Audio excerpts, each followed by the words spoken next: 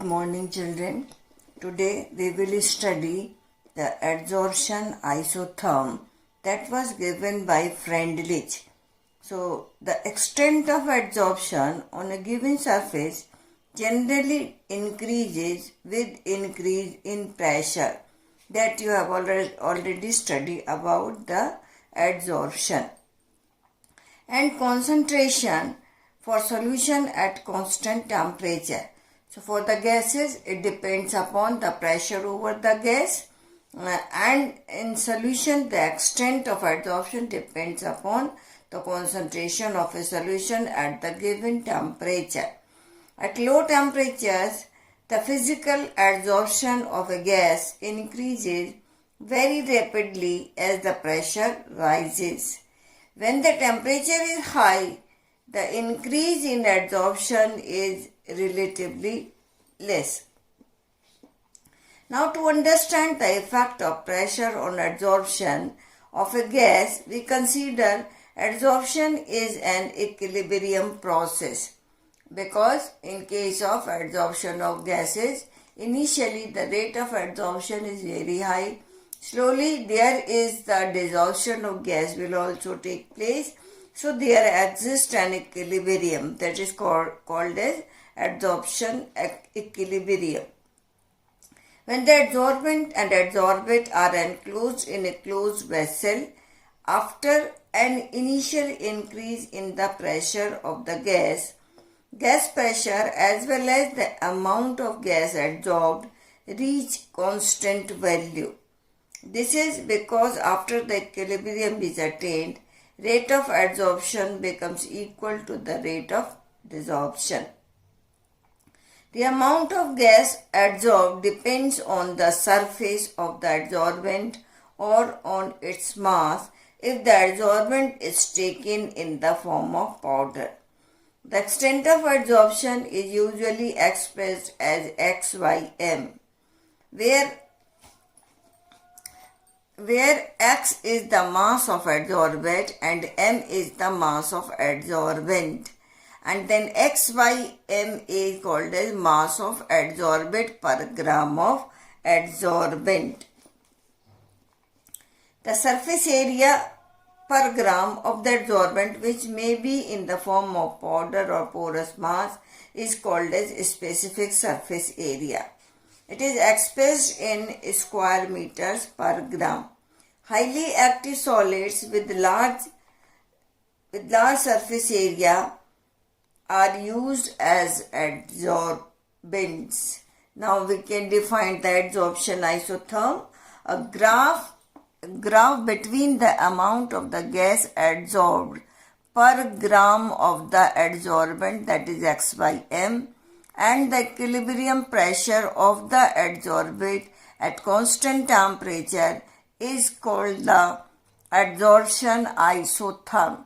The meaning of isotherm is a graph plotted at constant temperature.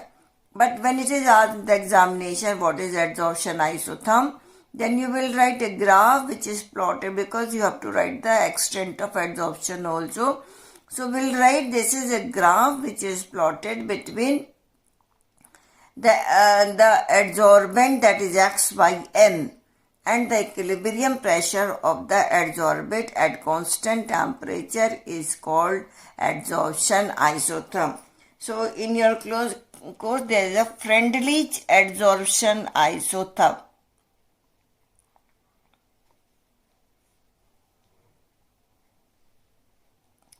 Freundlich adsorption isotherm. So we will study about the Freundlich adsorption isotherm. Now you can see a graph here. This graph is plotted on the y-axis x upon m, and here the P, the pressure, that is saturation, that is the pressure. So a graph which is plotted XYM versus P at constant temperature. So this is called as adsorption isotherm. So when we study this graph, initially you will get one straight line, that is OA is the straight line.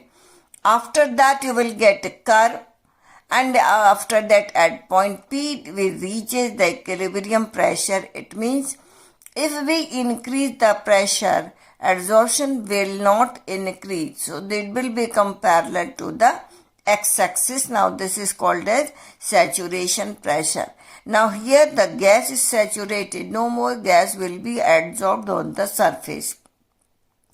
Now this graph is divided into three parts, that is OA and AB and after AB. So you can see here I have written that delta X upon M is directly proportional to pressure. So we will divide it into two parts. Now the first part, that is OA part, at low values of P, the graph is nearly straight and sloping OA, that is this graph is the nearly straight line and then it is having a slope. This is represented by the following equation, that is X by M is directly proportional to P, or X upon M is equal to constant pressure. Pressure is constant here because constant into P with the power raised to the power 1. So it is directly proportional, you can say, and then X by M is equal to constant into K, that you can see here, that is X by M is equal to K into P. So in this graph we can say initially when the process of adsorption started, then you will get a straight line, that straight line is OA, and then we can write X by M is directly proportional to the first power of P, or X by M is equal to constant into P1. At high pressure, X by M becomes independent of the values of P. So when the pressure is more, or the equilibrium is established here, and by increasing pressure we cannot increase the adsorption, then we can write X by M is directly proportional P to the power 0, or we can write X by M is equal to constant into X into P0, that you can see here X by M is equal to K into P raised to the power 0. Or then you can write the X by M is equal to constant, because when you write the P to the power 0, then it is equal to 1. Now in the intermediate range of pressure, that is AB, X by M will depend upon pressure raised to the powers between 1 and 0. So because it is a curve, this part is a curve, AB is a part of the curve. Here the X by M is directly proportional P to the power 1 by N, or we can say X by M will depend upon pressure raised to the power between 1 and 0, that is fraction for a small range of pressure values. Now for a small range of the pressure, that is in this graph, the X by M is directly proportional P raised to the power 1 by N, or we can write X by M is equal to K into P raised to the power 1 by N, where N is a positive integer and N and K are constant depending upon the nature of the adsorbent and adsorbent at a particular temperature. So we'll get one equation in this part, and it is very important. This part is asked in the examination also. So X by M is equal to K into P raised to the power 1 by N. So now the factor 1 by N has values between 0 and 1. Now we take logarithm. Both sides. Then we can write X by M is equal to K into P raised to the power 1 by N. Then log X by M is equal to log K plus 1 by N log P. So a graph between log X by M against log P give a straight line with slope equal to 1 by N and ordinate intercept equal to log K. Now we'll study the graph. This is the graph which is plotted between log x by m versus log p. This is the equation of a straight line. Y is equal to mx plus c. So when we plot x by m versus log p, then you will get one line here. This line is here, and then the slope of the line will be equal to 1 upon n.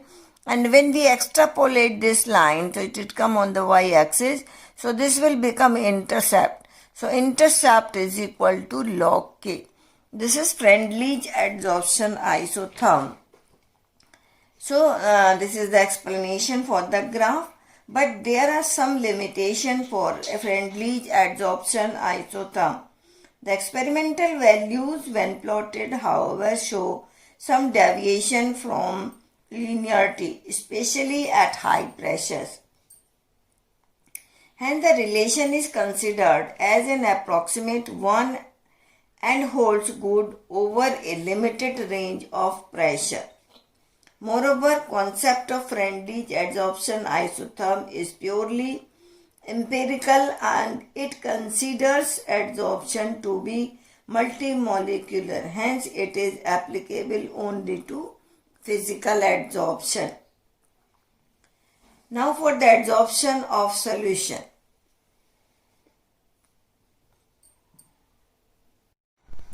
Now we will study about the adsorption from the solution. Solid surfaces can also adsorb solute from the solutions. For example, when litmus solution is shaken with charcoal, it becomes colorless because the dye of the litmus solution is adsorbed by the charcoal. So many examples are there. When a solution of acetic acid is shaken with charcoal, some amount of acetic acid from the solution is adsorbed on the charcoal, and hence the concentration of acetic acid in the solution decreases. Now we'll see the factors. which affect the adsorption from solution. The number one is the nature of the adsorbate and the adsorbent. You already know that the adsorption depends upon the nature of adsorbate and the nature of the adsorbent. Now the second is the temperature. The adsorption decreases with increase in temperature, that we have already discussed. Now third point is surface area of the adsorbent. Greater the surface area of the adsorbent, greater is the adsorption. Now the fourth point, that is the most important point. Fourth point, the concentration of the solute in the solution. It also depends upon the concentration of the solute in the solution. Now, the isotherm that you have studied for the adsorption, that is Friendly's adsorption isotherm, the adsorption of solute from solution by the solid adsorbate is found to be similar to the Friendly's adsorption isotherm, or you can say the concentration of the solute present on the surface of the adsorbent also follow the Friendly's adsorption isotherm, and that relationship we have already studied. The relationship between XYM and the equilibrium concentration C of the solute in solution is also similar. You know, for the gases we can write the pressure is directly proportional to the concentration. So here what we are doing, we are taking the solution, and so the adsorption depends upon the concentration of the solution. So that is similar. Now we can write this x by m is equal to k into c raised to the power 1 by m.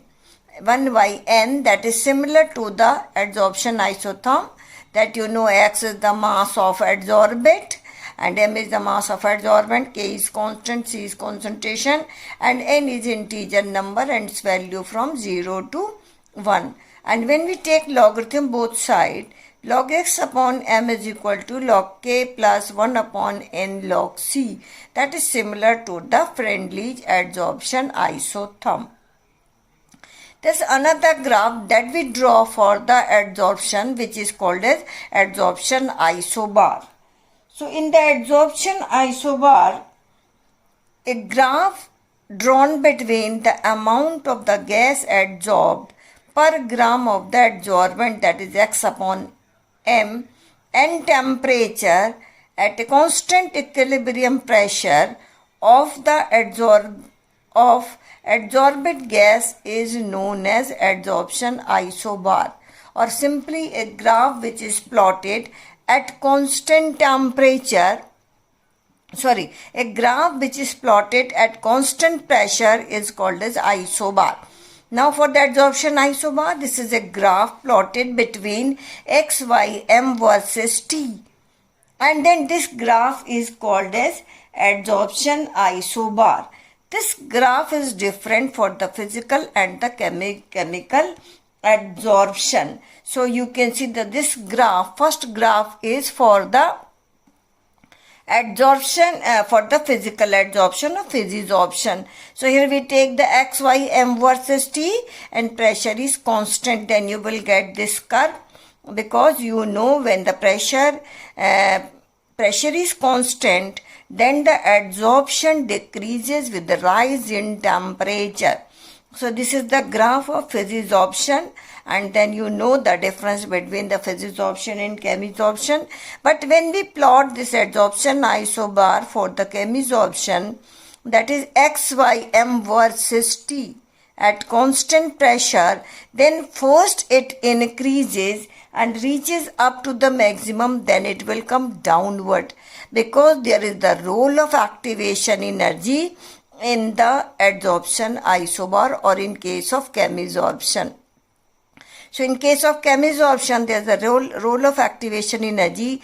First there is increase in the adsorption and it reaches up to the maximum, then it will come downward.